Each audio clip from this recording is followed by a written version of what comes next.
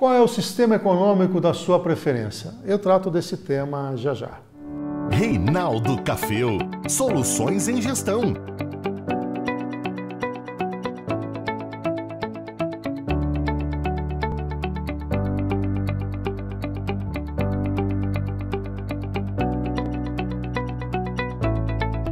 Eu vou teorizar um pouquinho, mas é importante, né? Na literatura nós temos 3 sistemas econômicos conhecidos.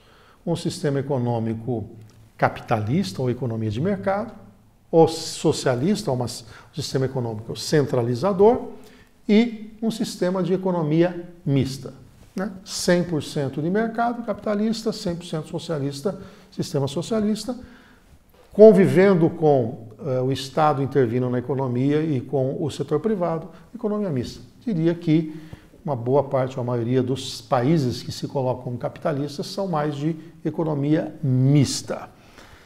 É um sistema que trabalha na produção, na distribuição, no consumo, mostra como é que a sociedade é organizada. No caso brasileiro, no artigo 170 da Constituição Federal, nós temos o capítulo da ordem econômica, os seus fundamentos. E tem 2 princípios importantes ali que nos jogam exatamente para esse afastamento do Estado na economia, que é a livre concorrência e a permissão da propriedade privada. Então você tem liberdade de iniciativa, liberdade de concorrência e você tem uma proteção da propriedade privada. Então esses 3 princípios são muito importantes para que você possa entender essa dinâmica.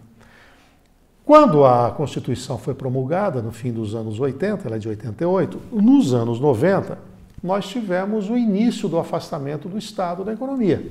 E aí ele seguiu um pouquinho a cartilha chamada neoliberal. Então vamos lá.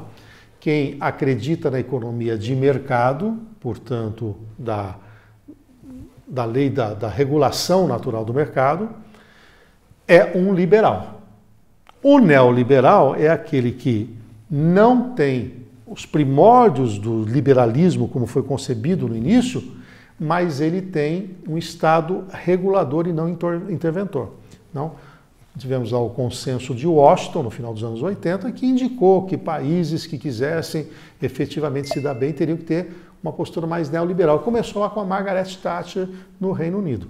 O Brasil, na década de 90, à luz do que foi votado na Constituição, começa esse afastamento. Vem as privatizações, por exemplo, exatamente nessa busca de ter um país mais pró-mercado. Nós tivemos depois o Fernando Henrique não concluindo todo o processo. Na sucessão do Fernando Henrique, nós tivemos a entrada do governo do PT, Lula por 2 vezes, a Dilma seria por 2 vezes, mas ela acabou tendo um impeachment. Tivemos uma transição com Michel Temer e o presidente Bolsonaro, que historicamente nunca se considerou um liberal, casou com as ideias liberais do ministro da Economia, o Paulo Guedes, que acabou, né, na época era o guru, ele chamava do seu posto Ipiranga, ele ajudou a montar o programa de governo na área econômica e assumiu como presidente, como ministro da Economia. E, naturalmente, o Paulo Guedes começou a fazer as suas escolhas, né? Trabalhou por uma liberdade econômica maior, nós avançamos muito disso. Um banco central autônomo e independente está em curso também. Uma independência das estatais, uma mudança de política. Só que o que vem acontecendo com o Brasil, de vez em quando, nós temos um presidente que tem recaída, né? Nós já tratamos desse tema aqui, mas a intervenção e a interferência numa canetada e quem comanda uma estatal tão importante como a Petrobras, dizendo que vai ter alguma coisa para mudar a formação do preço, contamina negativamente, né, toda a estrutura das estatais. Então, o que eu quero refletir com você é o seguinte: que modelo você está querendo conviver? Eu vejo muita gente que se diz aí pró-mercado, não, mas o governo tem que fixar o preço do combustível. Peraí, ou é liberdade de preço? Não é liberdade de preço. Não dá para ter um meio termo. Mas é possível rever a política? Sim, no foro adequado, numa discussão técnica, não em público, né? Cortando a cabeça desse e aquele. E até chama a atenção a paciência que o Paulo Guedes está tendo na convivência com essa coisa dual, né? De um lado eu tenho um projeto que entendo ser liberal, neoliberal, e na outra ponta eu tenho reações diárias que vão no sentido contrário. Mas insisto, isso é uma escolha constitucional.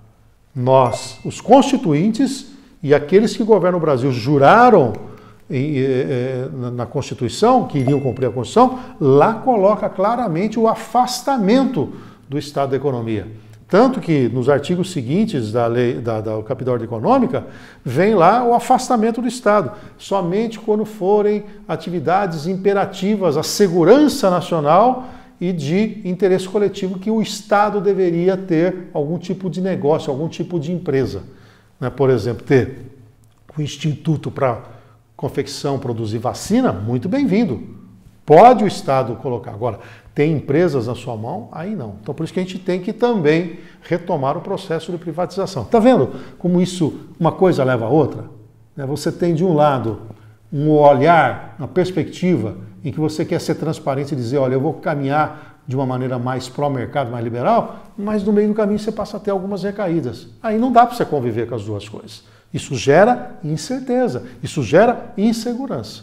Mas, quando você tiver dúvida, lembre-se, no artigo do capítulo econômico diz livre concorrência, liberdade de iniciativa e proteção da propriedade privada. Só por aí, somando depois os outros artigos com afastamento do Estado, indicando que é imperativo para a segurança nacional e de interesse coletivo que o governo deve ter algum tipo de atividade produtiva, então você vê que pela combinação disso, nosso caminho é um caminho de um sistema econômico mais voltado para o capitalismo do que para outro tipo de sistema.